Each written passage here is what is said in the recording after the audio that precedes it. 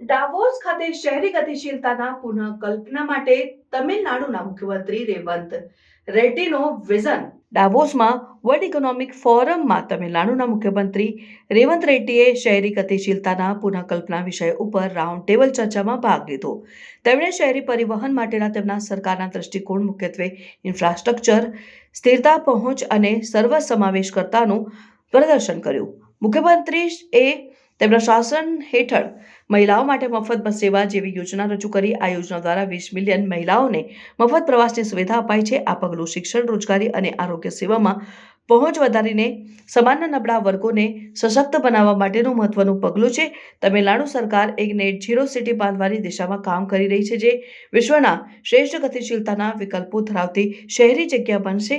આ શહેર green energy અને નવીન ટેકનોલોજી દ્વારા નબળા કાર્બન ઉત્સર્જન અને ઉર્જા કાર્યક્ષમતા તરફ મજબૂત પ્રયાસ કરશે, જેના મુખ્ય ઉદ્દેશો આપણે જોતા મેટ્રો રેલ, બસ, રેપિડ ટ્રાન્ઝિટ સિસ્ટમ અને શ્રેષ્ઠ માર્ગો પર ધ્યાન કેન્દ્રિત કરવું, ઇલેક્ટ્રિક વાહનો અને નવીનીકરણને પ્રોત્સાહન, દરેક માટે કિંમત ઓછી રાખી વધુ લોકોને લાભ આપવો, દરેક લોકો માટે પરિવહન વિકલ્પ ઉપલબ્ધ કરાવવો.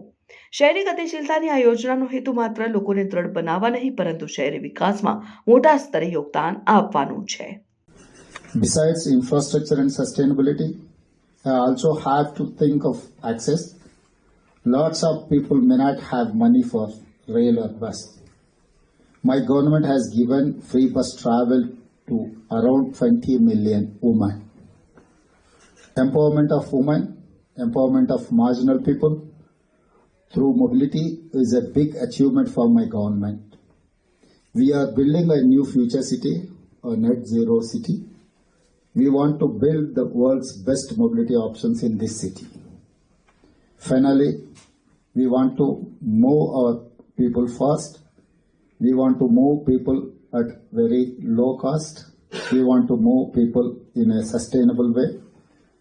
I want investments to help build urban mobility infrastructure to move more than 40 million people across Telangana. My 3 words: fastest, greenest, lowest cost. Thank you, one and all. Thank you.